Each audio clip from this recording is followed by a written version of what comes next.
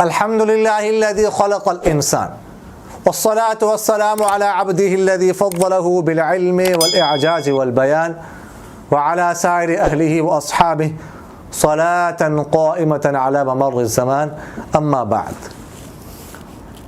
فیصل آباد سے مولانا فیصل صاحب نے سوال کیا ہے کہ ایسا باریک دوپٹہ کہ جس میں سے عورت کے سر کے بال نظر آتے ہوں اس میں نماز ہو جاتی ہے؟ ایسا دوپٹہ جس میں عورت کے سر کے بال واضح طور پر نظر آتے ہو، اتنا باریک دوپٹہ، تو اس میں نماز نہیں ہوتی، اس میں نماز پڑھنا جائز نہیں ہے، اور نماز اگر پڑھے گی تو نہیں ہوگی.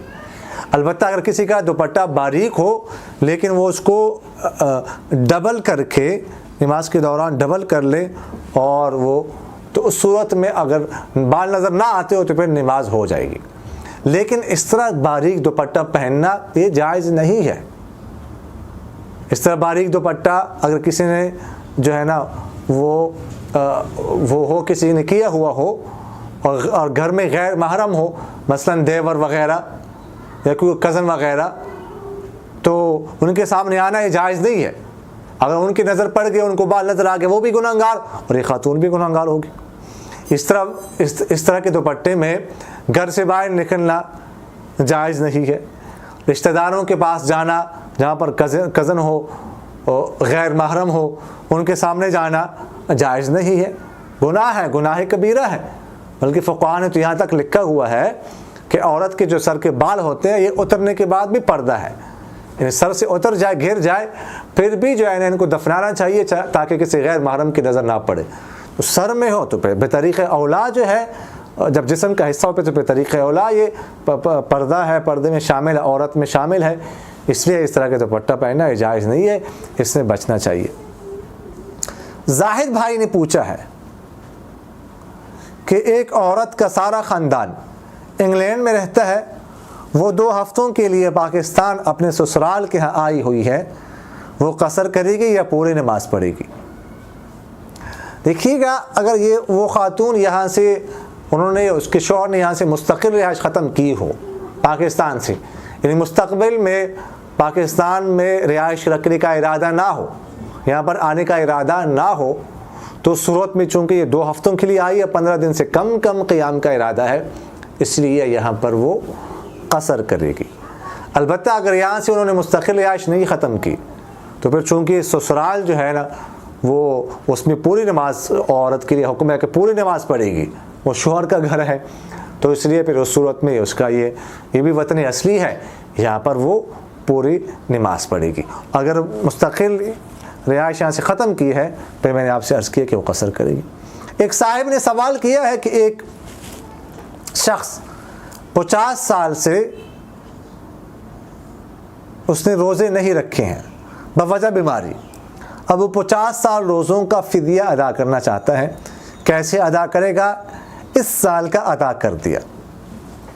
دیکھیے گا، جس شخص کے روزے رہ جائیں تو اس کے لیے حکم تو یہی ہے کہ وہ قضا کریں گا، ہر روزے کے بدلے میں وہ روزہ رکھے گا. البتہ اگر کسی کی بیماری ایسی ہو کہ مستقبل میں اس کے ٹھیک ہونے کی امید نہ ہو تو اس کے لیے پھر فقہاء نے لکھا ہے کہ وہ فدیہ ادا کرے گا. اگر کسی کی بیماری عارضی ہے یا مستقبل میں ٹھیک ہونے کی امید ہے تو وہ فدیہ ادا نہیں کر سکتا، وہ قضا ہی کرے گا. اب یہ جس شخص کے بارے میں پوچھا گیا ہے، اگر اس کی بیماری واقعی ایسی ہے کہ مستقبل میں ٹھیک ہونے کی امید نہیں ہے تو اس کے لیے حکم یہ ہے کہ اب وہ فدیہ دے گا، ان تمام 50 سالوں کا فدیہ دے گا.